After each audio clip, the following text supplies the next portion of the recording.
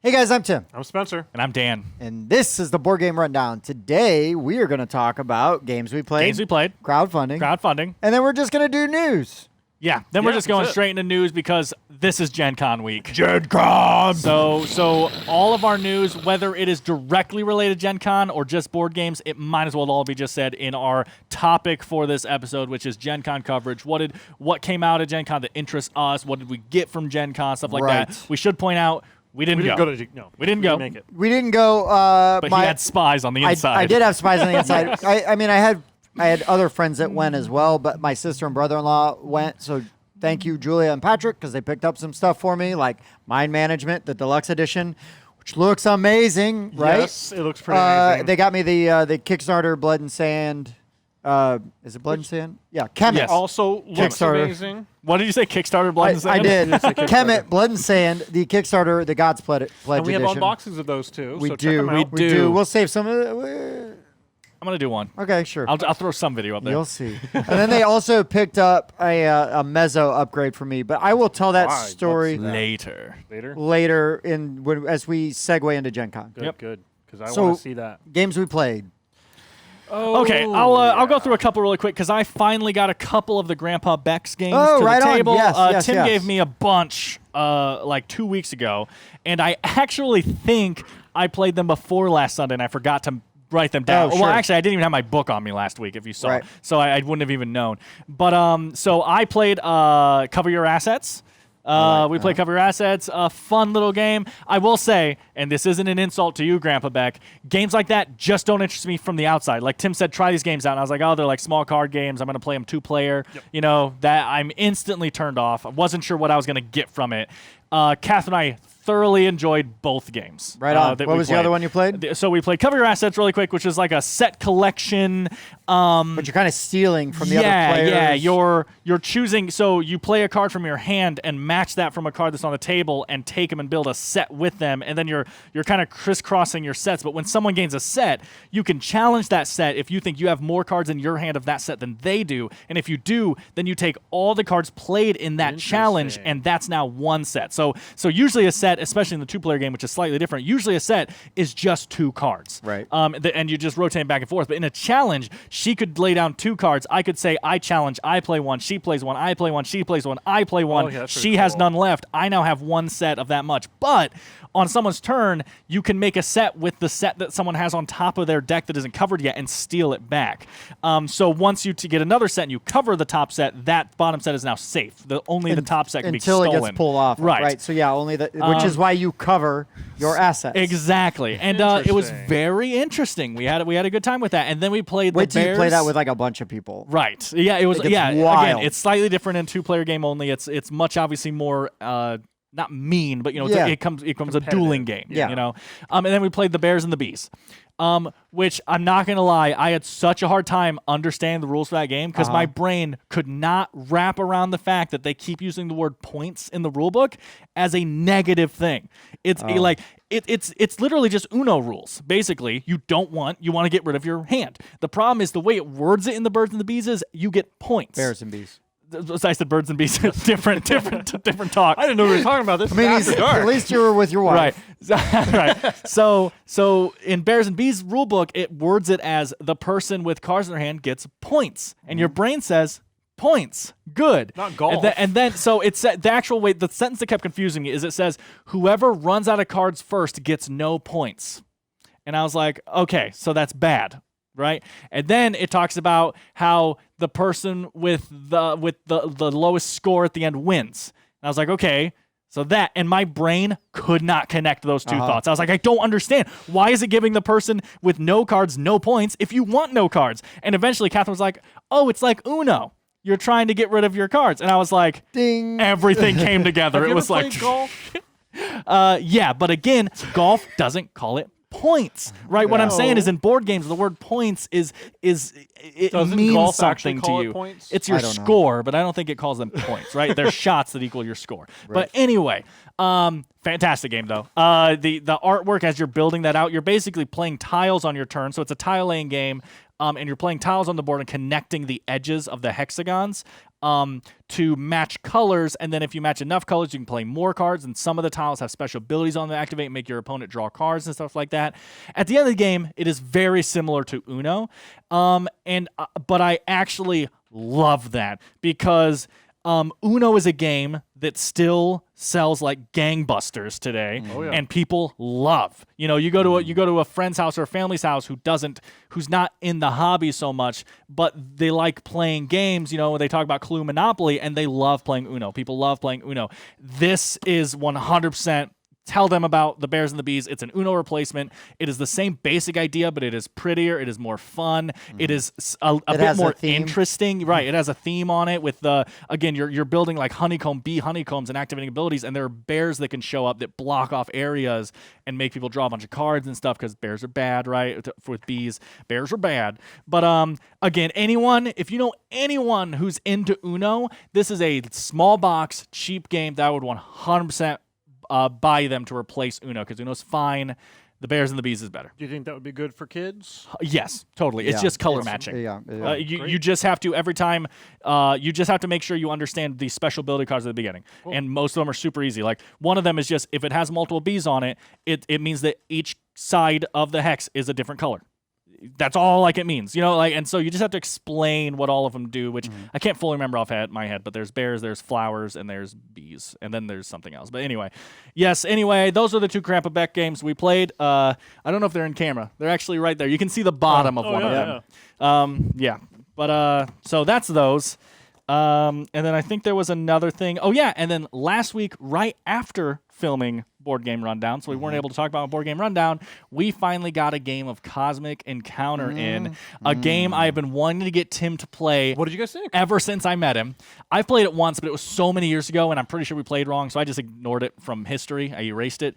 So more importantly for me, Tim, what is Cosmic Encounter, and what did you think of it? So Cosmic Encounter is basically a negotiation game.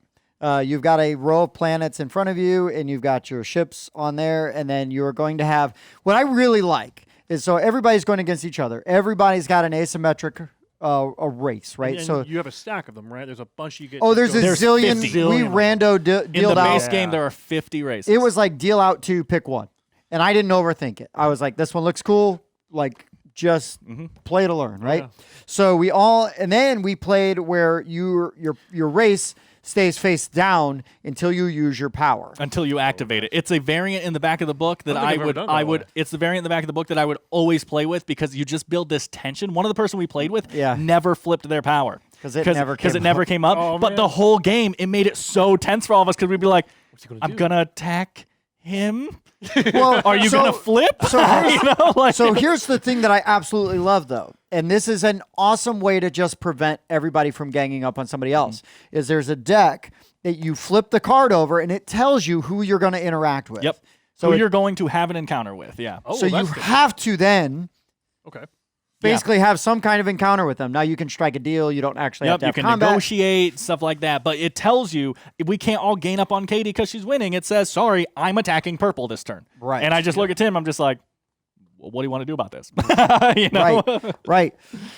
And so I had this ability where I could heal other people's ships, and if I did so, I got to draw cards. And then I got the upgraded version of that ability because I happened to draw like my race card. Oh yeah, I remember that. So that, like if you have your own, it amplifies your own ability. If you have somebody else's, it sort of gives you like a slightly weaker version of their power. Just a little thing you can do, which is still really good. And you also have to be careful when you play that because other people can zap it, which then it leaves. Otherwise, it stays in your hand. Yeah, when you use a flare card, it comes right back to your hand. So people now know, though, oh crap, he has that super powerful ability. So the best part, though, was that my power didn't make anybody mad because... Well, that's what I wanted to say about your powers, because a second ago he said, I can heal people. Oh, no. He can force you to let him heal your ships. Your ships die, and Tim goes, I'm going to revive 4 of those and take 4 cards from the deck. And you're just like, I don't want you to. Well, that was the amplified version. Well, sorry, you're right. It's 1 or whatever from... Yeah. One per. So if there's multiple people in a conflict, I can go, Dan, Katie, Spencer, you all get your ships back, and I'm going to get 3 cards because that's 3 people. It's 1 ship from each person, right? Or whatever. Yes, but still, he can just force us to take ships back when they lose. And then I got the cards. amplified version, which was then 1 per ship that I. Yeah, he got his own flare card. Well, because I was drawing so many cards. At the end of the game, it literally got like halfway through the game. My hand was this thick. Yeah, he had like 50 cards in his hand, and we all had like literally the highest card I had in the whole game was a +8. He was throwing +30s like they were nothing. Like I was just like, what am I supposed to do against this? And then it got to the point where we really should have all teamed up against you, but everyone was so focused on teaming up against me because my power was that I was the zombie. My units couldn't die. So everyone was like, oh, well, he's so overpowered.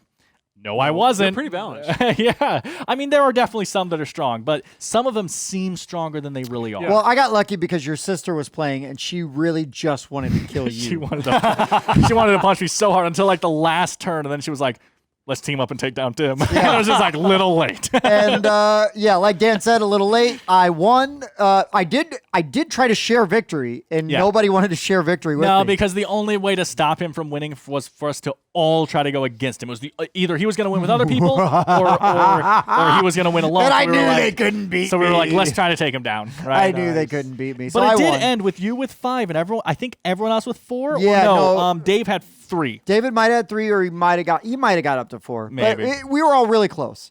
It was a fantastic experience.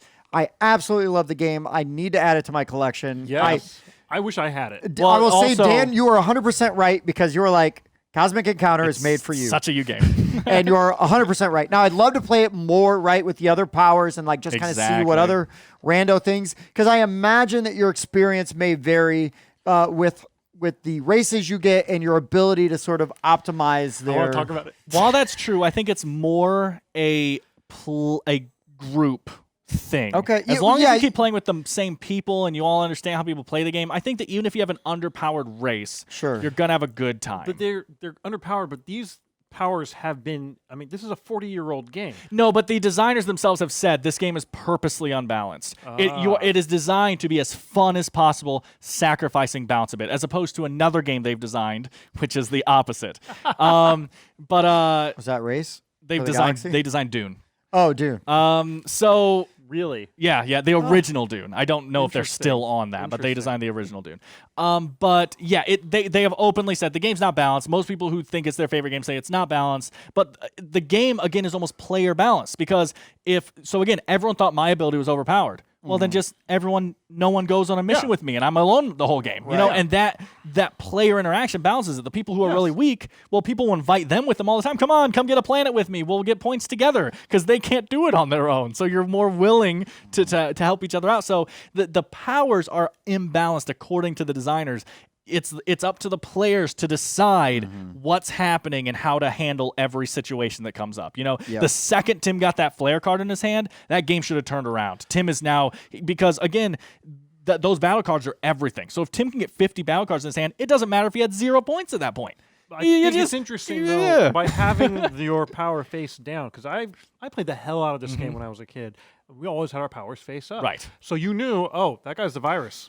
In We're all taking fairness, him out. if you played it when you were like really young, then It wasn't that little. I know what But I'm the saying. variant though, may not have been it's around. different. That's what I'm different. saying. The It is variant might different. not have It's a been different around variant. before the Fantasy Flight version or whoever did this. So can't I actually remember. want to mention a couple things that you might enjoy. I don't know. So you guys probably had, 5 planets each in your systems? Yes. The variant I had, you could flip your things over, and they all had a different one. You had like the gas giant, you had the nebula. Oh, they were and asymmetric planets. the planets were also asymmetric, and you got to combine that with your powers. And then you also had a variant where everyone draws and keeps 2 powers.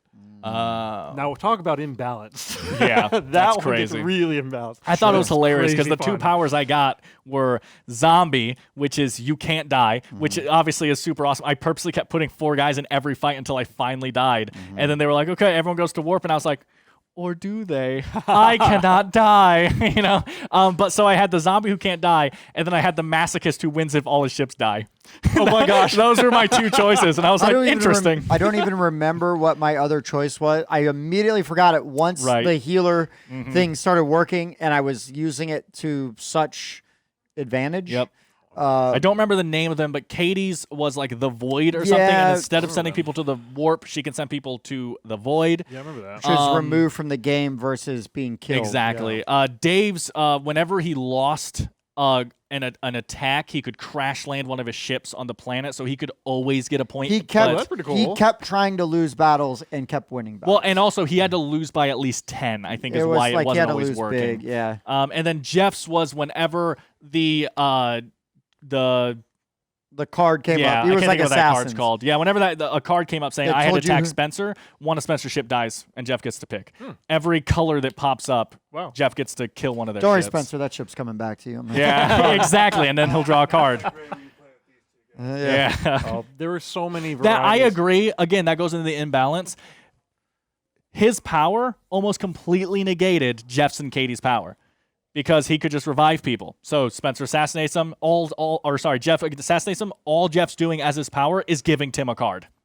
That's all his power is doing. And he couldn't So- choose to not use it. Right, his was a He had to mandatory use it. power. So again, that's kind of the balance. Honestly, yeah. I'm not saying it ruined the game. We all had a great time. Honestly, after seeing that happen, I would usually not play with the power that Tim had in the game because I think it has the potential to ruin too many other people's So powers. yeah, It and just depends on what you go. There's a real simple way of just Right. going like you maybe make a couple sets, right? Exactly, Like right. like Blood on the Clock Tower's got rosters. So I was about right? to say, Yeah. I do So think you should add this to your collection. And there's actually, I have it in my Amazon list. There's a 20th anniversary collection or whatever okay. that have the ships are like see-through. I should see if I can get Whatever. it at my FLGS. Exactly. But the ships are upgraded. They look nice. And there are cards that say, oh, you're playing with 4 players. Would you like a more political game, or more this game, or more Oh, this game? right on. These are the selected powers we say go together. Fantastic. There's a whole deck of those that looks really nice for new players. Sure. Yeah, but yeah. anyway, that's It our was a blast. That's our cosmic encounter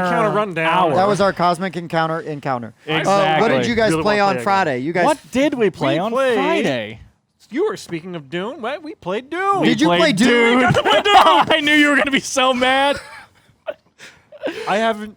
How played many it. players This did you was have? on my bucket We played list. a whole game, a Yeah. full 6-player It game. did not last very long because Well, yeah. we totally miscalculated, and the very last turn, we're like, "There's no way you're going to win. This has to happen. This has to happen. This has to happen, and this has to happen." And guess what? They all So, happened. so I'm going to say, So by the Dan, way, Big Dan, You want- Spencer, Caleb, Jesse Levi. Jesse Levi. So I want to point out, Tim, not only did we play Dune, we played a 6-player game of Dune where everyone except me was playing for the first time and learning the rules for the first time, and we played in less than 3 hours. High five. Incredible. No, that's Now, we played in less That's than what 3 I hours. want. we only made it to round 3. We but played in less than 3 hours because it's a 10-round game and someone won in round 3. Good job. They had a very powerful it was alliance. their alliance. Yeah, it was very. But, it Big but Dan? honestly, Or no, what? it was Jesse and it was Jesse and Big Dan, right? no. It was Jesse and someone. Jesse. Levi. Yeah, it was Jesse and Big Levi. Dan. It was Jesse and Levi, wasn't it? No, Levi was Benny Gesserit. It was Spacing Guild and Fremen. Oh no. Was so it that's Jesse? Big Dan and Jesse. It was Big Dan. Who's? I'm 100% You're right. It was. It was. You're right.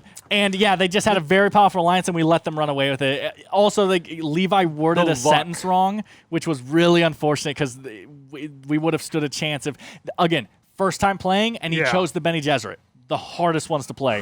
But 'Cause you have to basically, predict and manipulate the end game winner, and then you win. yeah, and not just that, but he and I were allianced at one point. I was the Atreides, and he was the Benny Gesserit, which is an insanely powerful alliance. Now, we were both in a very bad spot in the game. As a matter of fact, in the last round, I got stuck in the storm and couldn't move any of my troops. So I was just stuck there watching the last round happen. It was super unfortunate. But anyway, I can't remember what I was saying. They had an amazing... Oh, Levi's thing was he used the voice on Jesse. Levi was combating Jesse. And Levi can either tell them they have to play a card or tell them they can't play a card.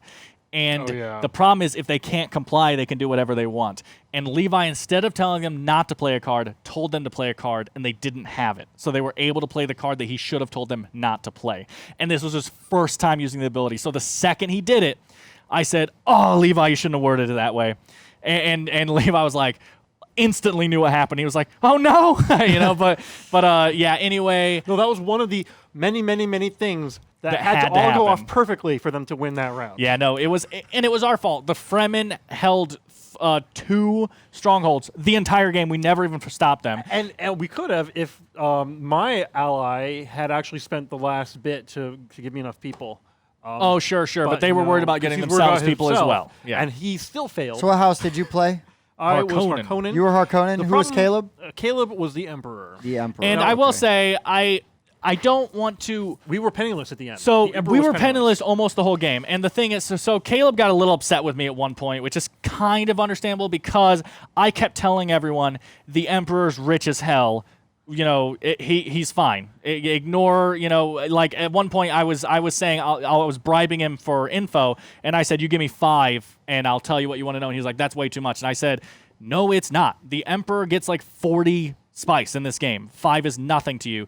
At one point, he got so upset that he lifted his shield and just showed me, look, and he had like 8 spice at that point or something. Again, I understand, Caleb, that 8 is not 40. And for anyone who's out there, I did not take into account that we got screwed spice-wise the whole game. The first bit of spice that popped up was destroyed by the storm.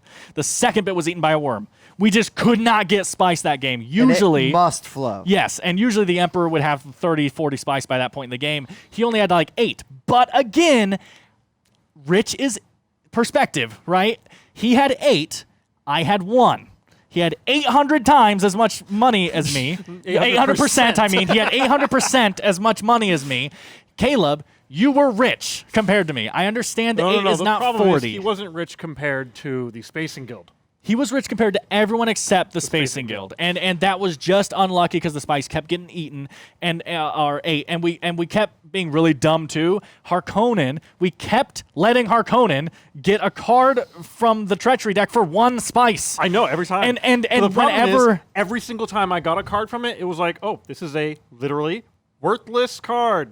Right, but my point is, though, whenever Harkonnen gets a card from Treachery deck, they also top deck a second card for free. No, that's the one that was always useless. Sure, but what I'm saying is for 1 spice, you were getting 2 cards. I was getting 2 cards. That is, why were we letting that happen? It was insane. It didn't make any difference. And in the end, I had 4 trader cards. And if any of the traders come up in my combat, I can say, no, I win this combat outright. That's kind of their ability. And I never got to use that. No one did. And again, that's because we got super unlucky. We were spice poor the whole game, and the game only lasted 3 rounds because of it. The alliance who was best able to take advantage of the spice won the game, Well, which makes is sense. thematic. It was Makes my sense. fault. It was my fault. I Makes thought that perfect we could sense. move 2 spaces or 3 on an ornithopter, but it It's turned out one, to be 1 or space 3. or 3 on Yeah, an or orthopter. Fremen can move 2 by My default. plan was to take Carthage and have him use his big guy on Carthage. Right. And then when the one I actually cared about, I had the trader for that one, and Right. I was going to take that one out. So you guys know nothing what this means. Yeah, but it hopefully you didn't guys work. understand the Dune universe, if not the Dune board game, because that's everything we're talking about. We will stop, but yes, we played a full 6-player game of Dune in less than 3 hours, a teaching game, and I hope everyone had a good time. Oh, I did. You seemed like you had a good time. Jesse seemed like he had a really good time. Levi and I haven't talked since, but I think he enjoyed it. And the only reason we were allowed to play, I wanted to say this, is because Jesse and Caleb showed up like 20 or 30 minutes late. So while they weren't there yet, Levi just took my copy of Dune and set it up. Yeah. So then it was like, oh, I guess we're playing this. No, I had already set It's a out way to go, man. a different game. It got put away. The other In all one's out. fairness, didn't have enough players, or we had too No, many we players. had too many players. Once They showed up. Levi, I didn't know Levi was coming, and then Oh, he you messages me, didn't. and I'm like, oh, okay. Oh, gotcha. I didn't realize Well, he that. reached out to me and was like, "Hey, are you doing games this week?" And I go, "No, but Spencer's probably is." And so Yeah. I added Gave him him to a the Discord. Yeah. Oh, fine. So But fantastic. I'm hoping Caleb was the one person who seemed like he didn't love the game. I don't think he disliked no, it. I think the problem think is it's 'cause Dan- he got screwed over. He's supposed to be rich, and then Again, his power he never really was. Well, I mean, want to point this out. okay, okay. Drop it. Let's move on. He was rich. He also after that got to God. play Growl. There we go. The guy with $40 is rich compared to the guy who's homeless. You won't drop Right. it. Drop Drop it. I think dropping it is ridiculous. But So No, I mean, I'm just moving on. Sure. You don't have to drop it. Let's just talk about another game. we played the best game of GROWL I've ever played. it was crazy. Yeah. So the first round. Did anyone die on the first round? Almost no one died ever. I mean, we were doing What? great. You Very played a few people 6-player game died. of GROWL and hardly anybody died? People were dying, but like it was always in the last night yeah. and stuff. Oh, Yeah, that's like amazing. we were doing Yeah. great. It was That's and awesome. I'm telling you, it was so entertaining. Everyone was laughing So, the whole time. If you don't know and you haven't watched this before, Growl is kind of like Werewolf. Yeah, that's where the snap, because GROWL's really good. Because so everyone gets a little card in front of them that just it's basically Who this is had my Growl? station. Caleb. Yeah, and you get He has growled. You get a bunch of cards. One of them may be a bite card. If you have a bite card, you become the werewolf. Well, if And you have then- 3... No, to start, yes. To start with. Yes. Right. Then you get 3 more cards. If at any time you get 3 bites, you become a werewolf. And you get to start passing them out. And you also have the deck going around passing them out. You've got charms, which undo bites. You've got wounds, which literally kill someone, and salves, which undo wounds. They don't undo. They cancel each other out as long as they're Well, in they your cancel hand. each- as long as they're in your Because hand. there might be a time where you're forced to discard a card, and you which can't- then may kill you or turn you into The a werewolf. amount of gold I had to give away that game. I know. It was killing I me. love so bored. Growl so much. It was a great It game. was such I a love good Growl so experience. much. It was And then such a good experience. At the end, I love that you guys had a crazy, like a it was raucous... a 7-player game too. yeah, it was 7-player. Now the one problem Catherine I had showed up at was that Oh, point. okay. I was because like, it was a 7-player game. We actually started with 2 werewolves every round, nice. and I wish there was a way to meta this because there isn't. But having the 2 werewolves sit next to each other guarantees they're not going to win. I No, there's disagree. pretty much unless someone else becomes a werewolf through things passing around. Right. There's very small chance because we instead of spreading to 2 people on either side, we're spreading to 2 people total. And I was sitting next to Katie, and next to her, she got to see your hand. And It's I was Catherine. like, Catherine, I'll get names. I'm bad with names. She got to see your At first, hand. I was like, Katie was there. Like your sister showed up? She got to see your hand. Yes. And so I was like, I can't give her a bite or she's going to know and out me. Right. Haha. And so we only I have just one think person we can give it that to. I just think you have to slightly change the strategy where if 2 werewolves are sitting next to each other, one werewolf needs to start feeding one werewolf a bunch of bites so they can keep But passing we it don't on. know that which one is the werewolf. Right. So but I was feeding him bites. But you and don't he was know that feeding if me you're bites. not sitting next to each other. Oh, I see what you're saying. Yeah. I still don't see it as that big of a problem. I will just quote the board game mechanics and say play better. Get good, scrub. But yeah, like I said, I have now Yeah. played GROWL 3 or 4 times. Every experience has Well, it's been been great, fun. but I mean, this 7-player game, it could have also been because it was late and everyone was just Oh, yeah. tired laughing. You know, where Yes, that's everything's true. funny. Yeah, I was love and, funny. GROWL. yeah, though. and it That's was so good. fantastic then- experience. We did, all 3 of us got to play one game. Do we want to do that one yet? Yeah, yeah. All right. Yeah. We all got to play Wonderbook Wonderbook, right here. right here. Wonderbook. And Yeah. there. DV Games. And you can actually watch us play it and tell us how badly we did. I mean, how well we did. Right. There are spoilers. So this is a legacy game that it's decks of cards that you'll reset. They're Right. going to tell you how to play the game on the board, and there's miniatures. There's a fantastic pop-up book element to it. There are spoilers. It's just the very first opening scenario. So if you want to know how the game plays and the rules and everything, you can watch that, and you're going to see a lot of things that you would just see in the very first deck. There are at least 8 chapters, I believe. There might be more. Yeah, I think Oh, I have no idea. So there's several chapters, and it way more advanced and involved than what we got It doesn't into. take too long. No, we played Lost in what, an hour? And Ours we only ours lost the played a little long, but it's because we were talking to camera, joking around, and Right. and playing terribly. and we were very close to the end, so it Yes. would not have added much more time had we Correct. not lost. And, Well, that's a spoiler. well, if you don't want things spoiled, but you still want to see it, the moment we get to the treasure chest, just stop the video. Yeah. That'll do it. I don't know if I'm ever watching a movie with you No. because you just Oh, I give everything you away. just talk Yeah, spoilers. you You just talk spoilers. so much. So much. Is that, I you think got- that's it. I played a bunch of Magic Gathering online. I played, like Oh, you've stuff been Dan playing likes. something. You showed me. Oh, yeah. What's it called? Dice Legacy? Dice what it is? Legacy. Oh, yeah, I bought. I yeah. got it on the Switch. You guys and talked about that and I've yesterday, just last been week. messing around with it, and I hate the tutorial Okay. because it doesn't actually like. I want a tutorial that says if you press this button, it does this. Right. It doesn't do that. Right. It's it just like, says here's- now select your die. Now you have buildings. Right. You How know, do I do that? So sometimes I'm like trying to manipulate. So you've got all these spaces and areas on the board, and you basically you've got dice on your board, and you can roll them, and the more you roll them, their lives they basically wear out. There are actions you can take where you can put it on a spot with food and it revitalizes it and it goes back to like full health. But so certain die faces can go to certain locations, so you're assigning them, but then you also kind of have to be judicious with when they start to run low. So the other thing is sometimes you roll a bunch of die faces you don't need, so you roll them again. Well, now they're wearing down, right? Because you're rolling them again. And then when you assign it to a location, it usually will stay there for like 30 seconds, maybe 20 seconds, or maybe a minute, depending on the action that it's taking. Then it comes back to your pool and it needs to be re-rolled. It goes through seasons. So you'll get to like winter.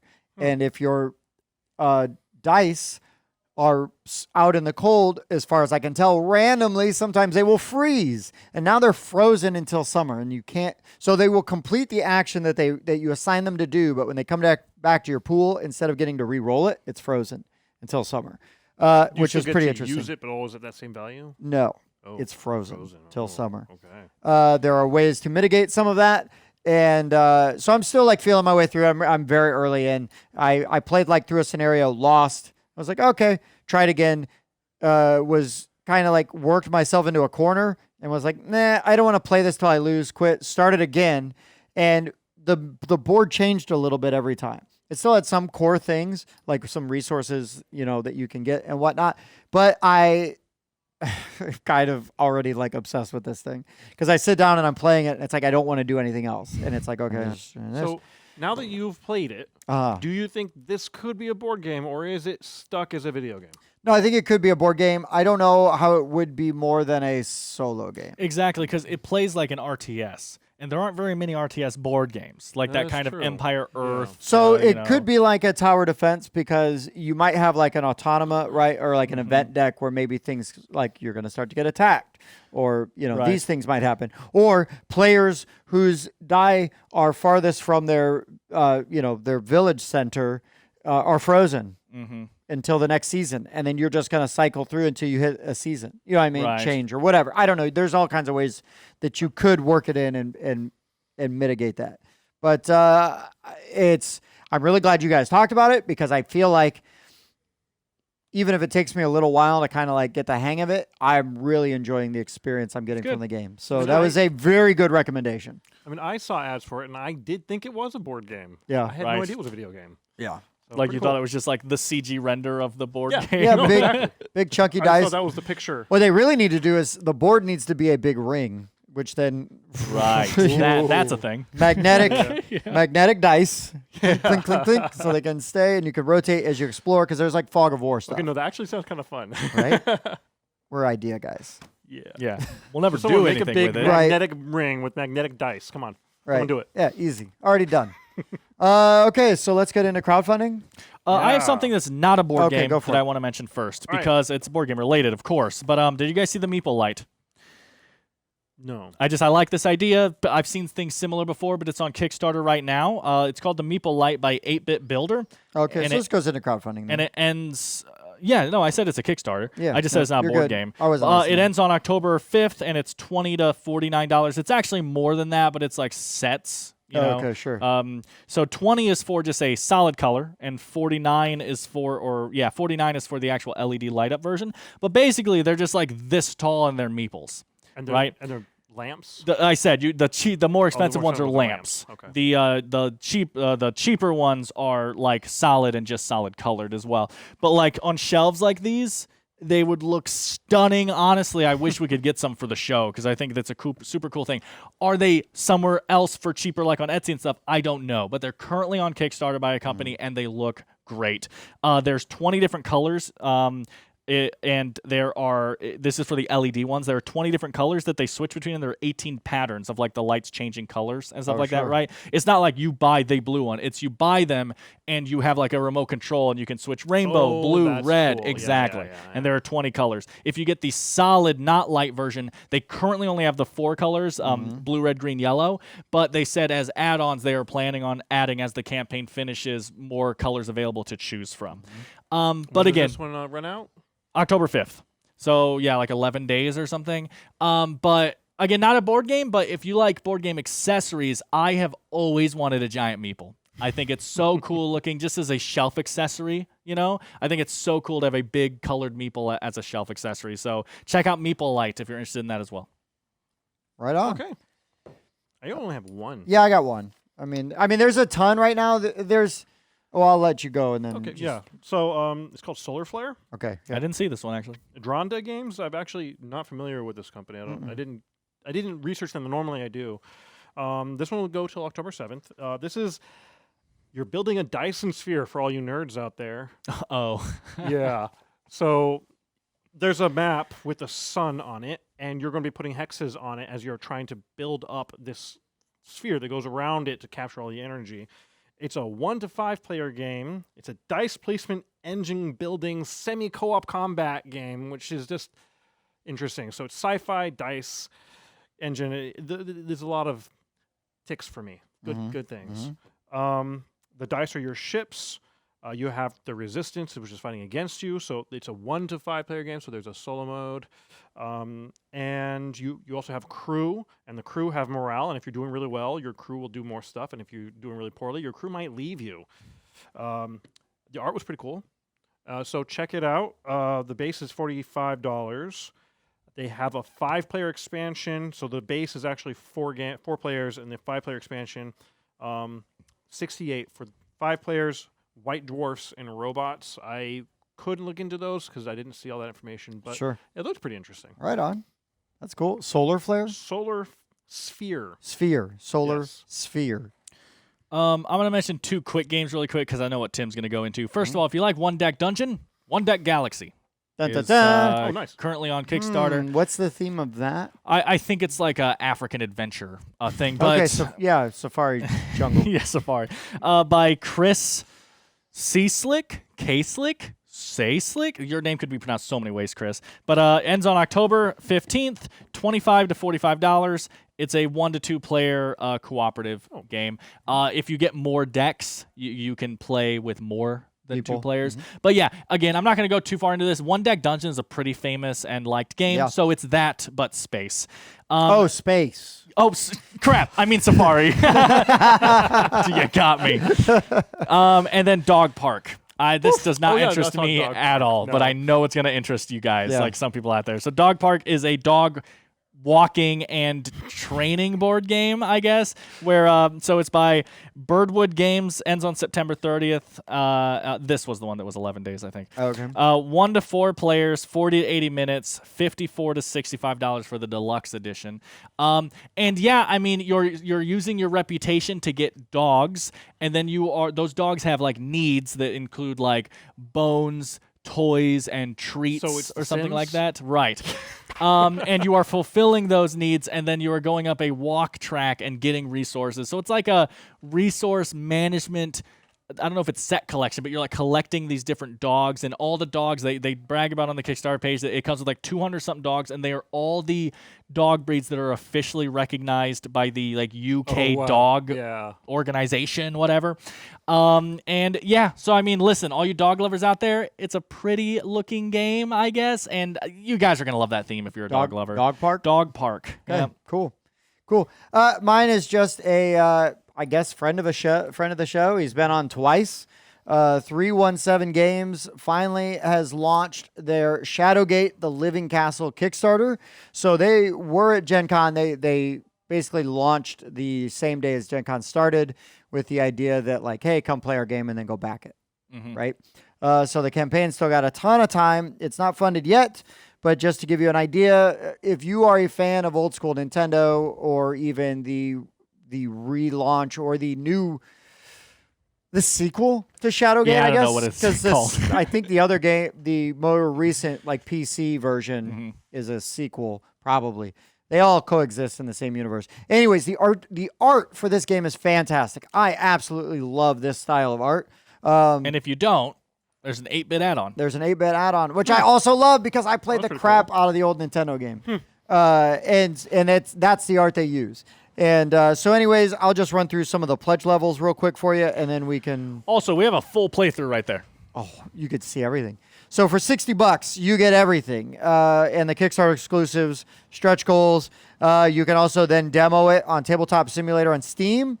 You'll need to have Tabletop Simulator to be able to use that. That checks out. But yeah, there's a exclusive cards like lieutenants that you will get that you will only get via the Kickstarter.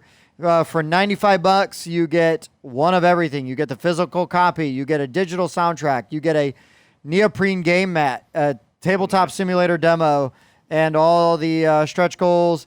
$110 gets you times two copies. Oh yeah, of the game, the Kickstarter game, and all the exclusives. Whenever I say there's other price points on Kickstarter, but I don't mention them, it's because it's stuff like that I just don't think it's worth mentioning. Yeah, I should have stopped. I'm just saying. That's fair. Like a normal person is going to be like, oh, I could get 2 copies, right? You know, so. Well, you go in with your buddies, right? Right, and, right.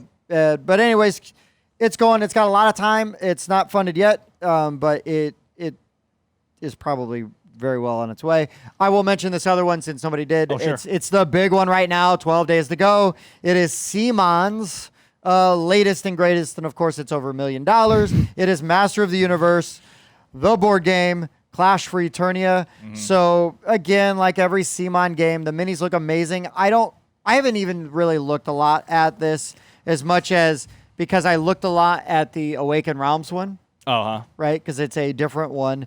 But there's tons of stretch goals. Actually, just let's get a live reaction. Let's see. So $110 is the base. Is the base game. Does not ship to Europe. Don't act. Okay, you back Awakened Realms games, so don't be turning your nose up to $110. No, I'm thinking. Okay, I just spent a bunch. This gives you all applicable rewards, and the Faker exclusive villain. Okay. Then there's the 220. Does not ship to Europe. It is the board game Assault on Castle Grayskull expansion. There's a Grayskull pack, like a Castle Grayskull pack, and then there's Faker, and that's it. Those are the 2 levels. Okay. But hold on, let's read about this campaign and see if there's any exclusivity. So there's Defender of Grayskull rewards, which you can see, Assault on Grayskull. Then there's for $50, She-Ra and the Great Rebellion. Of course. You can spend $12 for marble dice. So why the She-Ra one isn't included, I don't... Right. It's because they can charge you $50 and people will pay it. Right. So this is why I didn't back Marvel United. Right, because there were 8 billion add-ons. Yeah, and so it's like, oh, $100 and you get everything. No, you don't. Yeah. Oh, look, there's this one that's like $150 and you get everything. No, you don't. Exactly. You get everything, and then you got other add-ons that will they say everything like normally included in the campaign. Yes. Right. I hate it. I hate it. I hate it so much. Especially something like Marvel United. Like, at least this is like one thing. Marvel United was literally like, $200 and you get everything, except for these other literally like 16 expansions. Like, there were so many for United. It was insane. I hate it so much. They say everything, but you're getting less than half of the stuff available for the game. Probably actually going to be a fun game. The minis. I'm not a Masters of the Universe guy. I was a He-Man kid, like I loved it. But I'm not actually a big one myself either, but I get it. There's clearly a market for it. It's over $1 million. They're going to probably make $2 million. Who knows? I think there's a market for CMON is more of That's that. true. But there's definitely a market for the He-Man. component quality's there, right? Yep, it's going to be well made and everything like that. So, if that's your jam, go for it. No judgment. All right, so on into news. So much news. Okay, so news. I got some news. I'm gonna get on my little soapbox. Whoa, where'd that come from? I got a little soapbox for a minute. So Mezo is a game by Colossal Games that I have a. What's wrong? Jeff is sliding the soapbox into frame right now. So Colossal Games. I've met. It's a small game company based out of Indianapolis. I've met a bunch of the guys that have been involved in Colossal Games. I think they're great guys. Yep, me too. When I got this game, I got like a Kickstarter version, but I did not get the pyramids, which was fine. I was glad to have a Kickstarter version. Chose not to get the pyramids. Well, my sister got the pledge for me, sure. and it didn't get because the pyramids were an add-on. Got it. And I was like, nah, it's cool, whatever, I can get them later. I did get them later. A year later. Evidence. But I was like, hey, how can I get the pyramids? And my sister's like, oh, just reach out to the guys, and I met a couple. They actually taught us how to play the game and all this stuff. And I'm like, boop, boop, boop, boop, boop. And they're like, oh, let me see if we got any in stock. I'll get in touch with you.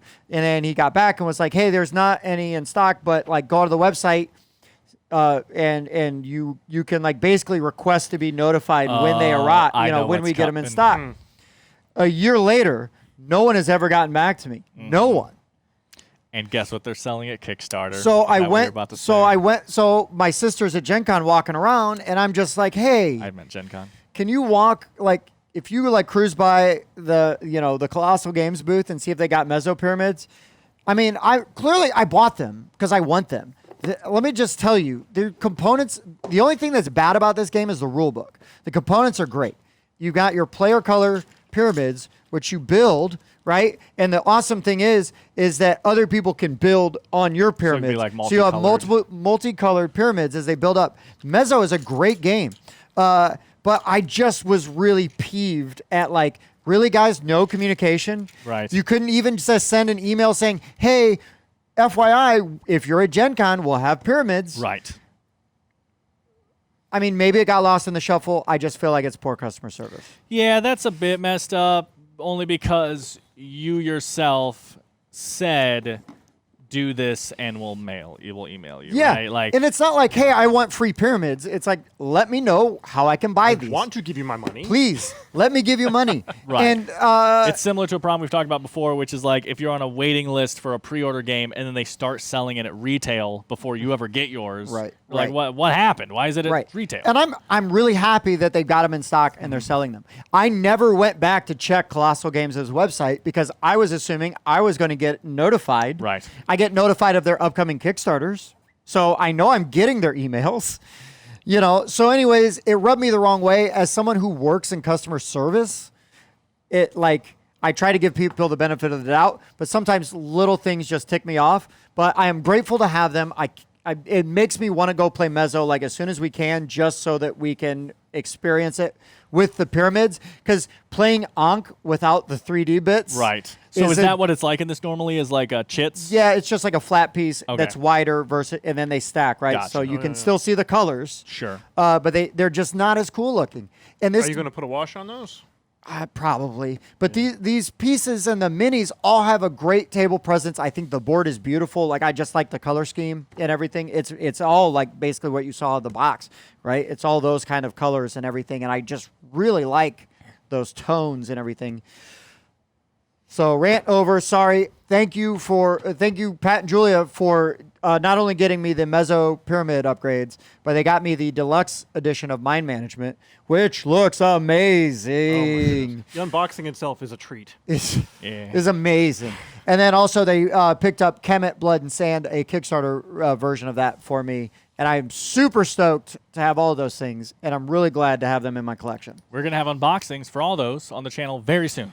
So let's get into news then. Okay. There's a lot of news, Yep. and we're just going to go straight from news into. We're going to kind of be all around. Yeah, So we're going to right. have some things that are, because we do not go, hey, I'm going to talk about this, I'm going to talk about this, because we want like fresh reactions, right? Exactly. Yeah, So if and- Spencer goes down a list and then he gets into Gen Con and then he gets over to me or Dan and we've got something that is tangential, it's still Exactly. game industry Yeah, news. yeah. So, I can't even remember which parts are from. so Gencon. Exactly. just do, So I'm just gonna go through 'em. just do a couple, like, and we'll just hand Yeah. it around. We are All right. calling this section Gen Con news and stuff, right? But it's not. That does not necessarily mean the game came out at Gen Con. It might just be that game came out earlier in the year, but now it's also at Gen Con, and we haven't talked about it yet, so we're talking about it now. Just all that stuff. It's all happening now. Industry news. right now. Go. Go. All right. So Azul, have you all played Azul? Yeah. No, they've but- announced.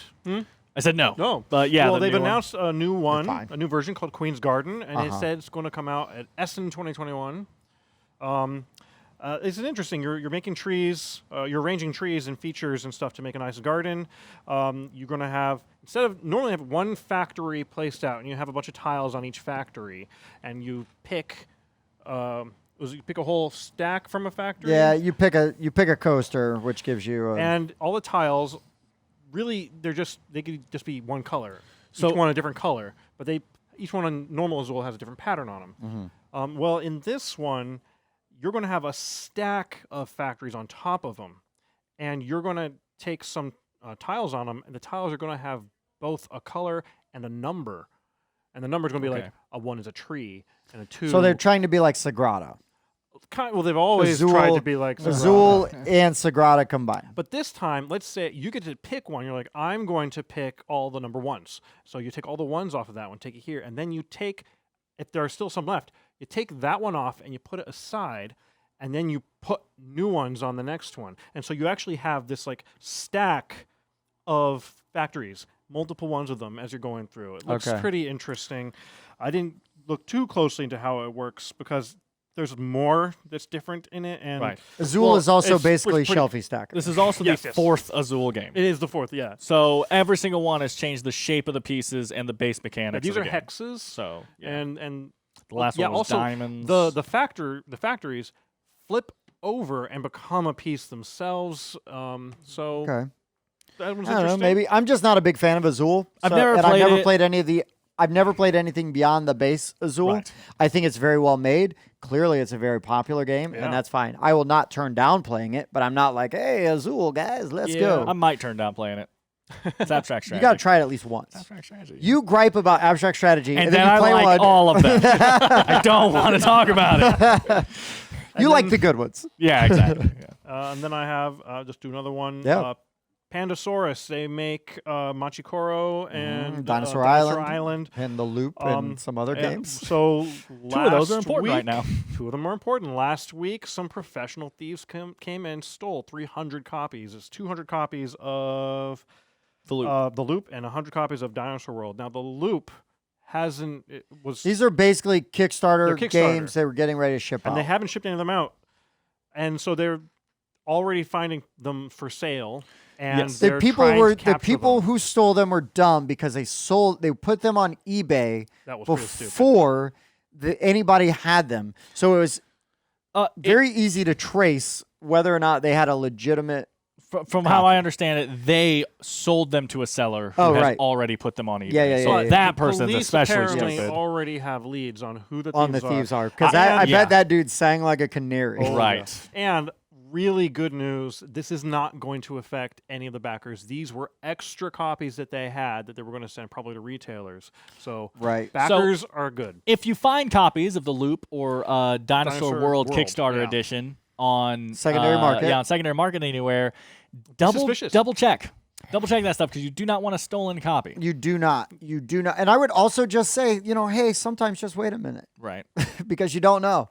Questionable sources. That actually leads into something I was on news that I was listening to a podcast that they were discussing and like things you need to be aware of, right? Is because right now, really big, especially if you're buying stuff online, counterfeit copies of games. Yeah, Oh, I've heard yeah. about too. That So- it's getting it to be like a total market now. Yes, and you're gonna not only have like defective things, but like reduced quality, and you're also, unless you're Simon, and Simon probably still isn't like rich, but or unless you're Asmodee, these game companies rely on sales, right? You know what I mean? They need It hurts them. it hurts them. I mean, we just It's- talked about one going bankrupt not too long ago. Right, IDW, right, Yeah. and then amongst others that have gone other. Pandemic has killed stuff. Production costs are getting higher, so games are not going to get any cheaper. It's just a sad truth right now. Yep. It is what it is, but this is a great hobby, and there are still ways. If you want to keep costs down, don't buy counterfeit copies of games. Support your FLGSs because they will. You keep them around, right? And because if you lose that, then now you're just losing a great resource. Anyways, please continue. Sorry. Well, I was just going with all of that. Things are not good for the industry. Fantasy Flight makes Keyforge. Oh yeah, Uh-huh.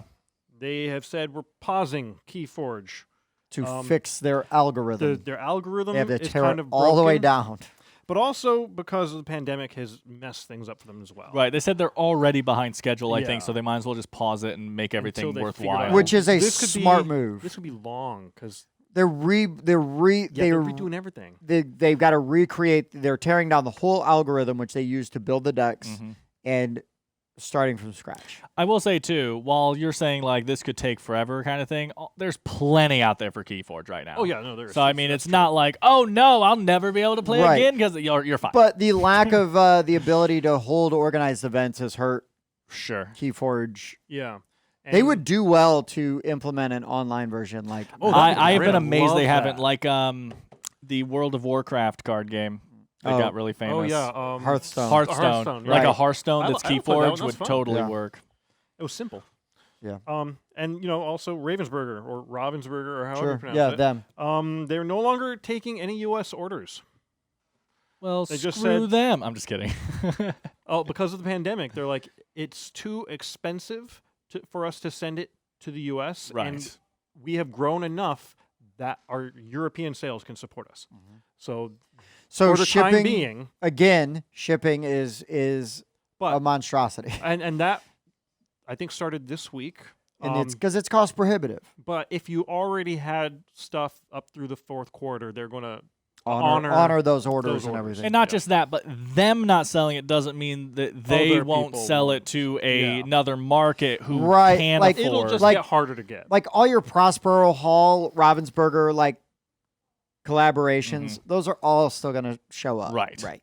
But Ravensburger specifically, like their own thing, Exactly. because they do a lot of puzzles and things like that as Yeah, well. I like their stuff. So you're going to see, you're just, there's plenty of stock that exists in the United States. Yeah. It's not a panic moment. Right. For example, No. Kickstarter, Awaken Realms, I love that they're trying different things, right? So my Great Wall, I'm waiting on my Great Wall Kickstarter to arrive. It's all done. All the production is done.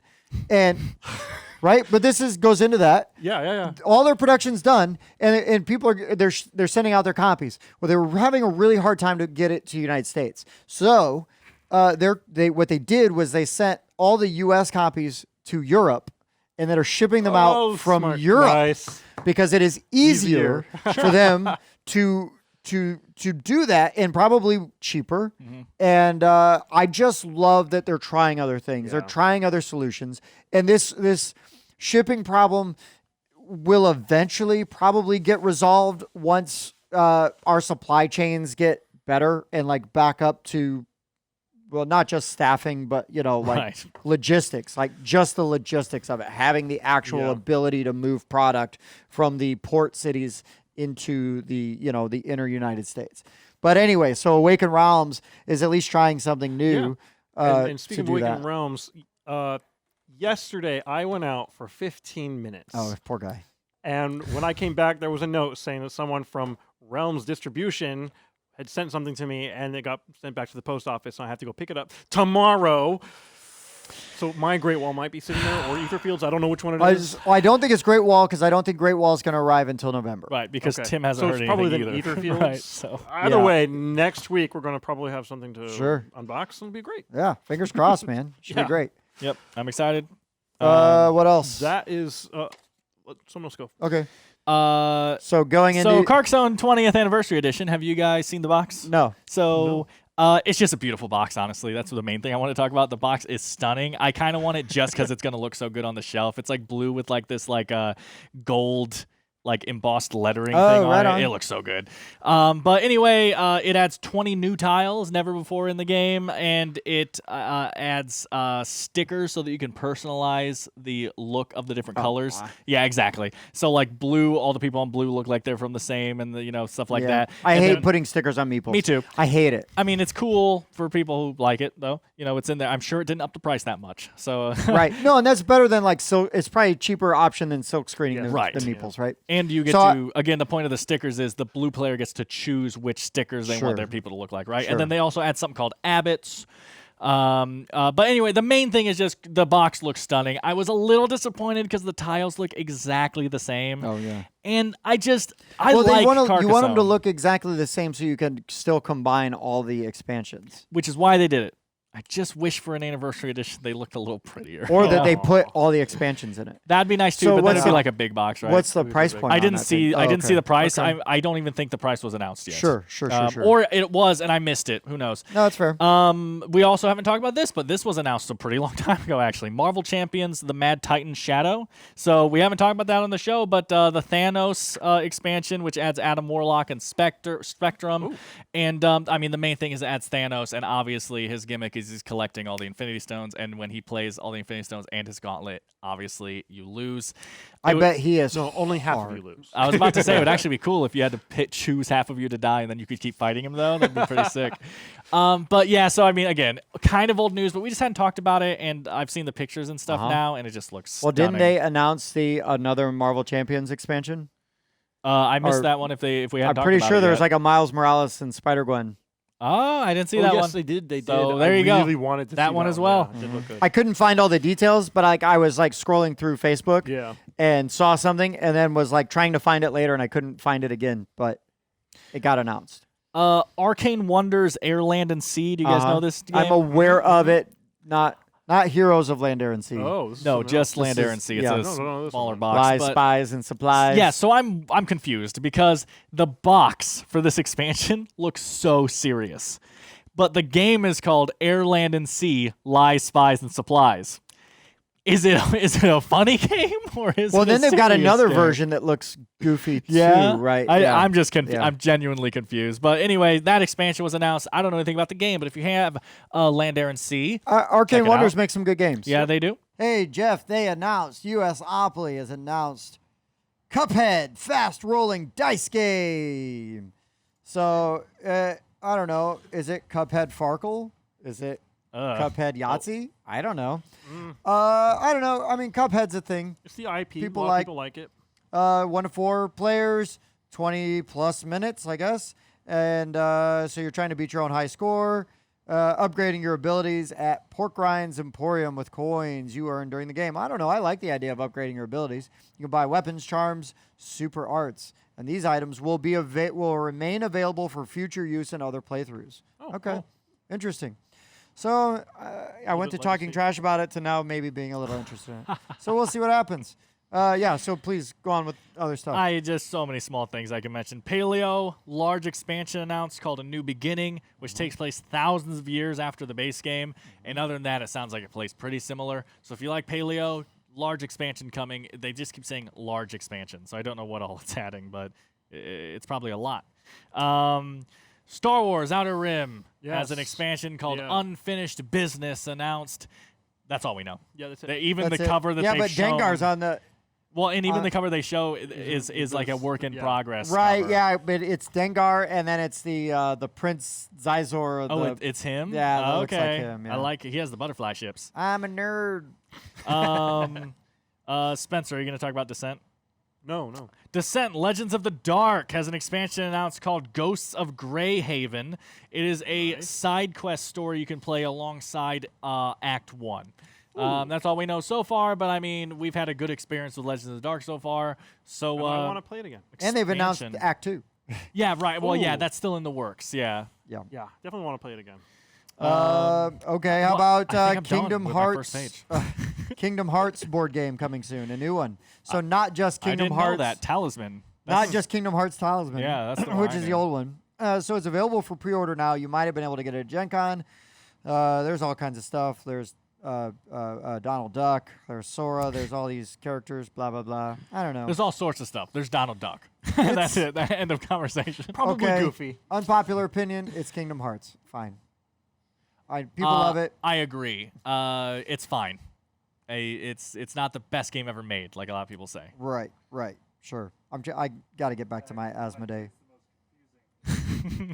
Get back to my Asmodee thing, but go for it. What else Oh, you got? gotcha. So I'm just going to mention it again. I don't honestly have too much more information. I have actually watched a playthrough of it, but you're expecting me to remember that? Calm down. Origins, First Builders. We've talked about this a bit in the past. Oh, This is uh-huh. by Adam Kopinski, who designed Nemesis and Lords of Hellas. Yeah, that name. Yes. So Nemesis and Lords of Hellas are both in my top 5 favorite games of all time, and he has made a how did I describe this last time? I can't remember how I described it last time, but it's like a small Civ game where you're using dice that are your workers, and whenever you use them, they level up. And once they become a 6, they have a special ability when you use them, and then they go away and become an elder that gets you a different special ability for the rest of the game. So as you use dice, they become better and better. It has tableau building as you're purchasing these buildings and doing them in front of you. The theme is you are an alien who is each trying, or an extraterrestrial, if you will, who is each trying to help your civilization become the best civilization, right? I don't know. It's Adam Kopinski. That's all I had to say. That's a lot of things. I mean, Race for the Galaxy is kind of the theme right there. Oh, and right. It's the name of and the tableau ability. I kind of want to try this. Yeah, it looks really good. Again, I at this point And he is it can just design announced? anything. It was announced earlier in the year, and we've Earlier talked in the about it a year. couple times. But now you can actually find full playthroughs online and final artwork and everything like that. Right. We've talked a little bit about mind management. Did you want to go into that?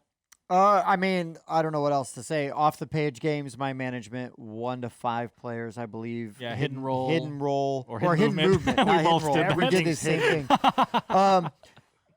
I know nothing about the game other than what you could read on like the Kickstarter page or see on like a YouTube video where they're talking about prototype stuff, right? I don't know if you're supposed to know anything about the game. The second I you learn know. something, it turns out the opposite's the truth. It's based on like a graphic novel IP. It looks fascinating.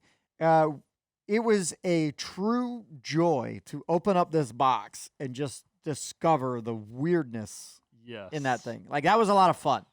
I think when we play this game with Spencer, we are going to have to hide the box Yes. and everything else that does not apply to what he actually needs Or I'm going to be like, the whole time. And it's fine. We love you. my ADHD. I can't help it. I mean, I just I know. think you're fine. But Love is a strong word. sure. But yeah, so mind management looks amazing, and I can't wait to really get in there. But they Yes. were selling it at Gen Con. I know Kickstarter backers are probably getting theirs as well. Uh, Actually, they have been because Jason from Board Game Mechanics got to play it Right. with his new hotness buddy. That's what they call the guy who gets all the new games. Yeah. So if Not- I lived in Jason's town, I would have been the new hotness buddy, but the Right. minis version. Mm-hmm. Right. One more thing before we jump back over to Tim. He's got a couple things on his phone here. The main thing I want to talk about, honestly, my biggest takeaway, and it's such a small game, but Fight Club, the home game. Okay. So I had no idea. I was aware that this existed, but I knew nothing about it, and I was like, I'm not interested in that. Apparently Even I'm though supposed to leave for the segment because I have not yet watched the movie. We I won't love the spoil it. movie, and Okay. I've read the book. Like I've done both. Wait, there's a book. Oh yeah, it's based It's on based a on a book. book. Yeah. Oh, there's The actually a actual- sequel that's a book too Read that the we're book hoping they make into a first. movie. Cool. Anyways, so Dan's messaging me, and it's like, this looks amazing. I'm like, what is this?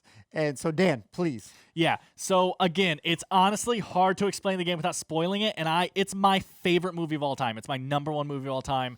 If you haven't seen it, see it. I'm literally not going to go into the game that much because Yeah, the idea of the game spoils the movie, like stuff that happens in the movie. But so basically though, It's like a Deck of it's a Wonders. 2-player only deck builder where you're both like playing from the same deck against each other. It's very interesting. Those in the know, no. That's a great way to say it. And you're trying to accomplish your goals, and I'm It so sounds like the best excited. because I had no idea how they would implement that The story. the story, and that nails it. It's so good. It's so exciting. It's You so can get exciting. ideas, but you don't know. But yeah, no, I was so excited when you told me about that because I was like, I just "Oh." listen. I love Fight Club. I love deck building. I love new mechanics. Like that's Uh-huh. why we lashed on a Deck of Wonders. Building from the same deck is very interesting. In Deck of Wonders, you're fighting the same deck. In this game, you're deck building from the same deck. Yeah. It's Yeah. very Fascinating. interesting how that works. Fascinating. And then it looks kind of like a smaller box, cheaper game. Like the biggest thing for me is it's a 2-player only game. Again, I'm usually turned off of that, but this game, it's Fight Club. I would buy it to display it on my shelf. Yeah. I love the box art. And I love the It box looks- art. Yeah, the box It's- art is the it's front and the back minimalist. are the two main characters, Yeah. and it's just like it's kind of like what the posters look like. Oh, cool. The like two-color design, like one is white and blue, one is red and blue. Yeah. It's like from the movie posters and stuff. I'm sold on this game. It looks fantastic. That was my biggest takeaway, honestly, and it's so a good. nothing small game, you know. It looks so good. Anyway, you can go into a couple little announcements I see. Sure. Well, Dan, do you like Villainous? It's okay if you play it with small player counts. Sure. Yeah. Spencer, do you like Werewolf? Yeah, it's pretty good. Well, you can play Gathering of the Wicked, and you play as Disney villains, and it is implementing the Werewolves of Miller's Hollow like Interesting. rules. I actually didn't know that's what that was. Okay, I saw the game cover. I read a little bit. I didn't know that that's what it was. So what? You're all villains, and one of you is secretly a hero. I don't know. I don't know. I was out at Interesting. Villainous, right. and then I was almost back in at Werewolves of Miller's Hollow Okay. because that was my favorite implementation of Werewolf until Wolves of Mercia. Right. He has Yeah. said that a lot. He has So, always loved that Miller's House. I- What's this I- one called? It is Gathering of the Wicked. Okay. Okay. Something So- Wicked This Way Comes apparently was taken. Right. Right. Um, So I'm just going to interject really quick because Go for it. Marvel Villainous had an expansion, yeah. the Loki Oh. one. Yeah. So Marvel Villainous had a Loki expansion announced called Mischief and Malice with Loki, MODOK, and Madam Mask. I actually don't know who Madam Mask is. Like who she's she from. wore a gold mask as a Captain America villain. Yeah, I was wondering who she was from because I didn't know. I it. don't know her either. Yeah. But so I was I just can going to see her piggyback off that. face. So all you villainous, Marvel Villainous people out there, we haven't been able to play Marvel Villainous yet. But I do want to play that. I want to play Marvel Villainous because I've heard it improves on the biggest problem I have with Villainous. So Oh, I'm really? interested. Yeah, the Then, way yeah. that the Fate deck works. Oh, So- I thought it was the crappy power tokens. I don't know. I don't know what they use. I've seen people though. Have you seen people replace those with a little? Anything? Well, I'm just saying they replace them with little green apples. Oh, like that's poison apples. amazing. Yeah, That's great. That's so That's good. cool. You could buy Hi-Ho Cheerio, Exactly. right? And get the Yeah. for $1. for $1. Go to They your should- local they should have Goodwill. one for each of the villains. I'm sure you could figure it out. It wouldn't be that hard, but Right. I really would have to like the game to want to Well, yeah. I trick know. it out like that. No, they should do it. Not us. Yeah. They need to do the work. I'm not doing your work for Right. you. So Asmodee has announced an unlock for kids, Nice. so that could be really good. Unlock is fantastic. So I'm I looking still got to play the Star Wars one, It's but great. as a parent, like anytime there's a potentially good game, like there's a kids version, I'm for it. going to try it, right? Yeah. Because I want to play games with my Yeah. kids. Absolutely. They announced also L5R, so Legends of the Five Rings, role-playing game, Adventures in okay. Rokugan. Right, another expansion, whatever. Yeah, L5R is a system. I haven't played the most recent one, but that was it's samurai. I had And never heard of it until like a it's- year ago, and then I found it's like one of the most popular things ever. The mythology is great. I was into it like big in the 90s. Yep. You're welcome, Dan. That was my Apple Watch talking to me, even though I muted it. Have you seen this? Have you played Camel Up? No. Okay. But I know what I've it seen is. it on your shelves, but I've Okay. not played it. I love Camel Up. Camel Up is a betting game. So there's this pyramid with dice of each camel has a colored die in this pyramid. And the camels, you shake the pyramid, you push a little thing and you lift it up, and then a die is deposited and it's got a number on it. And that tells you how many spaces that camel moves. Okay. So you do that. The camel is then going to move. All the camels, so these camels are stackable. So all the camels that are still on top of the camel that move with it. Right. And then the other camels underneath it stay. So you're betting on what place you think the camels are going to finish. And so there's different ways to kind of mitigate things. You can play a tile that if a camel lands on it, they might move forward or they might move backwards. So you can like speed things up or slow things down. You know, you're doing all these things to try to make it so your bet comes through. So they've announced, I thought this was an expansion to Camel Up. It is not. It is another game in the Camel Up universe. Is this the one that's like kid friendly as well? Or I no, don't this is the know. off season one. Off season. So Okay. there's like a push your luck and you're drawing stuff out of a bag. Yeah, it's very different. It's so the It is like similar in name only. Right, I love the idea here, the theming of off season, because Camel Up is a racing game. This is the off season, so you're taking care of your camels like in Oh, their cool. natural, areas if they're not racing in this one, right? It's the off season. Yeah. I love that. Yeah. Genius idea for a game. So these were on sale at Gencon. I did not get one.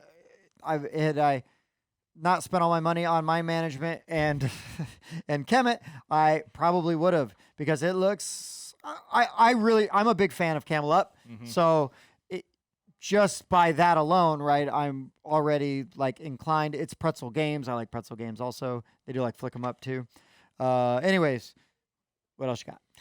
So really quick, 3 new editions of games that there's not really much to go into on is Aw. Last Friday is getting a revised edition. I want this too. I really want this. Tim's a fan of Last Friday. So Last Friday is a hidden move game kind of again, and it's like a Friday the 13th, the board game, where one person's a slasher, everyone else is the survivors at the camp. I must be Wait, slashed. wait, wait. I'm a Did I slasher play this of one with you prices. once? Stop me. But the sentence that I think would get Tim really excited for it is it says says that it has important rule changes that dramatically enhance balance. So it's supposed to be a drastically more balanced version of the game. Maybe I have played I mean, the first, Um, the original is not without its flaws, but if you like the theme, and I do, it is a very fun implementation of that theme. Yep. So last Friday, that's really the biggest thing is the whole enhanced balance. I've had good luck every time I played it. Like people, by that I mean everybody's had a good time. Right. Oh, So- and new box art they brag about. Yeah, there is new Ooh. box art. Galaxy Trucker 3rd Yeah. edition. I Oh, hate the yeah. cover. It looks like a little kid's game now. It does, but I am really glad this got another printing because this is a fun game that needs to be played and experienced and not be gouged by the secondary market. Yeah, it's definitely a game that needed new artwork anyway, because like you see it sitting on a shelf and you're like, oh, that game looks 30 years old, right? Yeah. And I think it's going to turn off new gamers, and it is a really fun, chaotic experience. And this one will hopefully, sell and get more people to play the game to try it out. Not everyone will love it. It definitely has a. Why am I even playing? Every ounce of effort I put into this is getting destroyed in front of my face, but that's the point of the game. So hilarious though, Yeah. watching you're like cackling as someone's ship falls apart, and then your ship immediately just Right. goes to hell. Man, I ended this game with 0 points. It's like just skidding in with just the chair, This sounds- and you're holding a wheel that is connected to nothing. I literally played a board game for an hour, and everyone around me had like, what's an average point? thing I in have this no game? idea, I but- want to say everyone around me had like 30 points, 40 points, and I ended the game with 0. This isn't golf. Everything I did was destroyed every round. To be fair to Dan, he played the Bears and the Bees right before, learned points were bad. Right. From now on, I hate points. And then the last one, it doesn't look like this one changes anything because I couldn't find any information. But Dead Men Tell No Tales is getting a 3rd edition too. Tim's been saying he wants to try this out. Yeah, It's, that's one you recommended, right? Yep. Well, I own it. Yeah, it's a pandemic-y game, like the way the actions work and stuff. Yeah. It's cooperative and everything. But you're pirates going into a sinking ship that's on fire, and you're trying to fight off the skeletons and steal as much treasure and get back off the raft, the lifeboat, as fast as you can before the ship burns down. It has an interesting dice mechanic where the die pips equal the heat level, and if it ever gets to a 6, it causes an explosion that affects all the adjacent So dice it's as like well. Flashpoint. Exactly. Kind of. Okay. That's what I'm saying. It's like the pandemic Flashpoint kind of game. That could be really good. But it's by far out of all of them the most interesting theme to me. This whole Sure. the board is gorgeous. The dice are like that red and orange marbled Yeah, look, so yeah. they look like the I fire. mean, good components, Yeah. right? So 3rd edition, I don't know. It doesn't look like it's changing anything. So those are all the Talisman is like additions. the new Munchkin or Smash Up. Yep, they're right? throwing Like, it on Oh, everything. We're just gonna put it on everything. I'm actually surprised it And took this long. Did for them Right. to they start just doing announce a that. new Munchkin too? Yep. Yeah, they did, which is fine. I guess. And in full disclosure, like I have the Batman Talisman. We want to Yep, play that. I can't We wait to play I it. can't wait to play it. It's where you're as the villains, and it looks like you're trying to get out of I want to Arkham be Asylum. Two-Face so bad. But yeah, so now there's a Harry Potter Talisman edition. It'll be fine. It's Talisman. Right. Honestly, the thing is, if you like Harry Potter and you like Talisman, Why not? it's a must buy, right? Yeah. I love Talisman. I understand its flaws, but I love its flaws. If- So- Yeah, no, I enjoy Talisman too. For fans of Onward, oh you yeah, can now get Quests of Yore, which is a role-playing game based on the role-playing game they play in Oh my the gosh, Pixar seriously? movie Onward. Okay, now I kinda Onward is a interested. fun movie. It is. I I like enjoyed it. I enjoyed it. There's 7 Wonders just came out. With Architects. A new one, Architects. Good job. But I you- want to you- see how they go on, implement Spencer. this. You haven't talked in a while. I don't have much information on this one. Didn't have I don't time. Stop either. talking, Spencer. You've talked too much. Yep. No, I'm just kidding. He just said, "Go on." You haven't talked in a while. So I had to. No, he said I don't have much information on I it, know. though. That's- I actually didn't write down all the information on it. It's supposed to be this is the other one that was family friendly that I was trying to think of. This is supposed to be a toned down, streamlined, easier, like play with your kids kind of version Yep. of 7 Wonders. It's a different game. It's not an expansion or anything, but it is the same basic idea, but it's supposed to be a very, like a gateway game, which 7 Wonders kind of already is. Like a lot of people say like it for a drafting game, it's kind of an early one they show, but this is supposed to be super toned down. So as you're going to simple as possible. receive an unconstructed wonder at the beginning of the game, and you must collect resources to build their society, develop military might, and navigate conflicts. Oversee resource management, research science improvements, Sounds like 7 Wonders. collect civil victory points as they race to leave their mark on world history. Looks like it's going to retail for $50, which is pretty standard. How many players is it? It's 2 to 7. Thank you. 2-7. Thank you. But yeah, I mean, it's just what Dan said. They're trying to make it more family friendly. It could be interesting. I mean, there's some like prototype game bit like photos you could find on Board Game Geek. I like what they're doing though, because they have 7 Wonders, which is a pretty approachable game. It's okay. It's tactical though, and there's definitely like right moves to do, and you have to understand. Don't let one person get all the science and all this kind of stuff. Right. But you know, it's middle of the road, right? And then they have 7 Wonders Duel, which is much more. Yeah, it's a 2-player only game, and it's much more head-to-head tactical. Like you got to take the right cards and stop them and I'm stuff. not a fan of 7 Wonders, but I would be very willing to try 7 Wonders Duel. It's good. And then this is obviously a family-friendly version. Like I like that they're taking their concept, they're able to hit all these different people with it, right? Yeah. I'm going to mention 2 really quick because they're just some expansion things. Yeah. So we have the Reckoner Steel Slayer expansion, which is a 4-module expansion for the Reckoners. The Reckoners is a cooperative game where you're all superheroes taking down supervillains. Basically, Brandon Sanderson. Fantastic production value in this game. The inserts and the dice. I'm holding out to get a deluxe edition. Right. Nice. And then Klaken Space Pulse Arcade, which is a 6-module expansion for that, which is... The theming is so weird. So it's different modules, and each module is an arcade game that the bad guy in Klaken Space has on his ship, and you are trying to beat his high score. Yeah, because Klaken Space is so tongue-in-cheek, right? Right. So it's like, I'm going to get on there and I'm going to beat his high score just to mess with him. Right. Because instead of stealing his treasure... Exactly. You're like, beating his high score instead really to rub it in. Weird, but hilarious. I love it. I just have one more like big one I want to talk about. It. You want me to do that? Yeah, do that, and then if you didn't mention what I'm going to mention, I'll mention these 2 things, and I'll be done. So Dubious. Oh yeah, not going to mention that. I don't have too much information on it. I didn't write it down. Yeah, that's it. Go figure it out on your own. But no, so Dubious, I love the cover. The cover is like one of those white masquerade masks with like one of those Sherlock Holmes types hat and a hand holding out a lighter that's lit. There's nothing else. You don't see the face. You don't see that arm. You just see a hand, the things. Oh, and like a popped collar. So there's like no face, like invisible like man a kind of domino thing, mat. because you don't know the person's identity. Is the point of the game. So the game, there's a person behind a shield. It's like Mysterium-y, right? There's a person behind a shield, and the person has an occupation and a dark secret about themselves. Like, I'm the barber, and I killed the lawyer. I don't know, right? And then the other people are asking you questions, and you answer the questions in like a role play kind of way. And it does. Back of the Shield does have like clues and answers to questions and stuff. But yeah, so they might be like I can't even think of the examples in the video, but the players literally just ask open questions. What would you say was your childhood dream? Right? And then the person in character of this occupation and this dark secret answers that question while subtly sneaking in words into their answer that give clues to their occupation and dark secret. And then the players have to put these clues together to try to figure out what message the person is trying to get across. Now, the thing that's really interesting is it works like Dixit, to where if everyone figures out who you are in your dark secret, you get no points.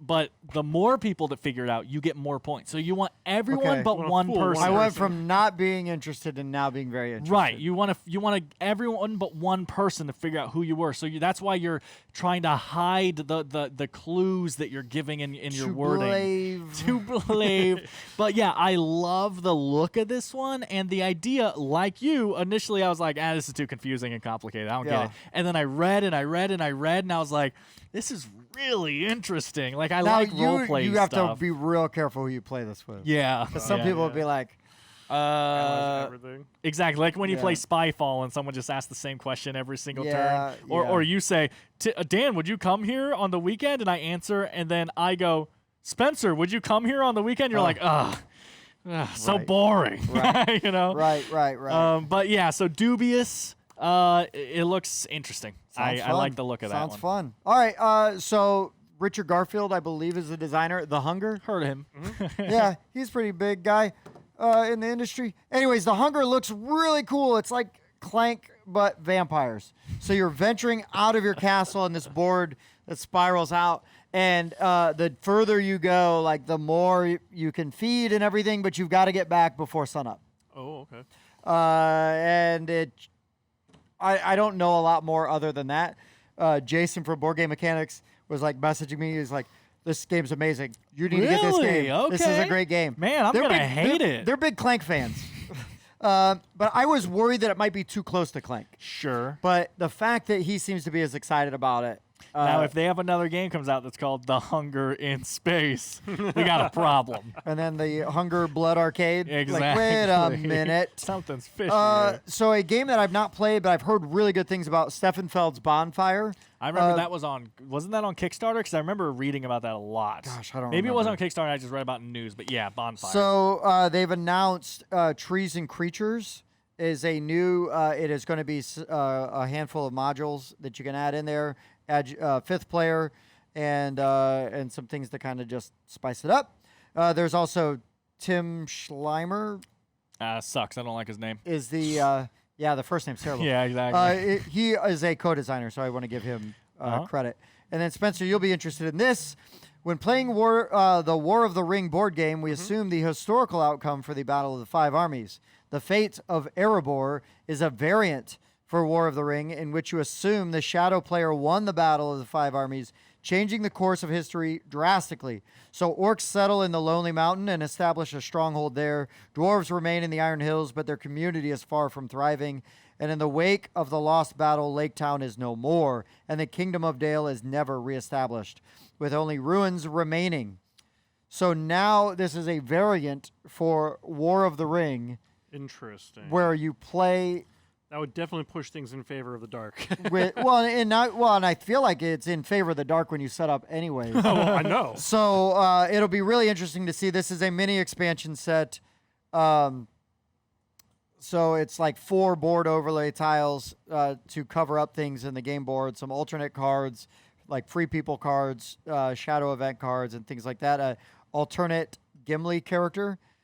And then the rule sheet, you'll find new setup and changes to the map and some stuff like that. So this isn't like a huge big box, like crazy expansion. But I really like the idea of you've got this classic game, War of the Ring, and now you've just got this expansion where you can implement where it's like, well, what if this happened?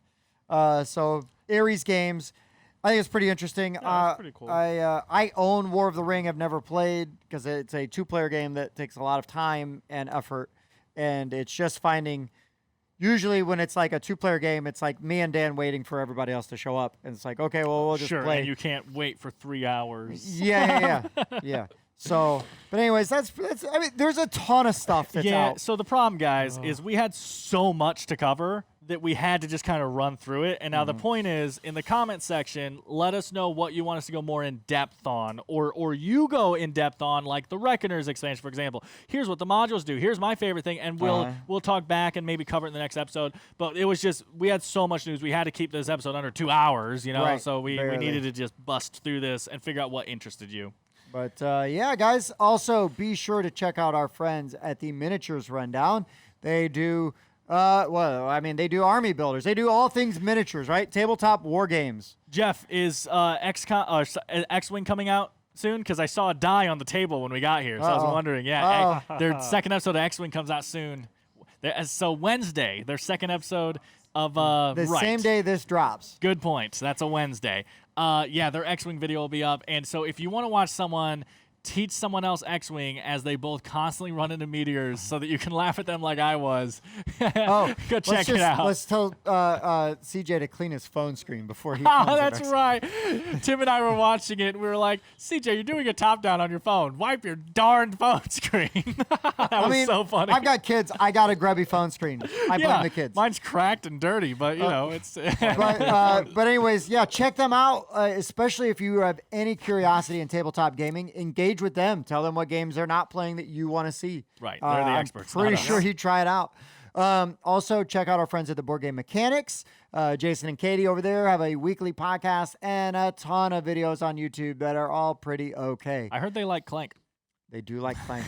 Also, engage with us either on Facebook. It's just the Board Game Rundown on Facebook. Join the group. Follow us on Twitter, Instagram. I'm trying to get better about putting stuff out. So also, if you guys got ideas or things you want to see, let us know. trust me, we love engaging and talking to you guys. We get excited every time somebody comments, even if it's like, you guys smell. And Right. It's like, well, yeah, that's true. Thanks for commenting. Yeah, we purposely smelled so that you would comment about it. Smell-o-vision. Boom. Gotcha. So, anyways, guys, thank you as always. I've been Tim. I've been Spencer. I've been Dan. We'll see you next time.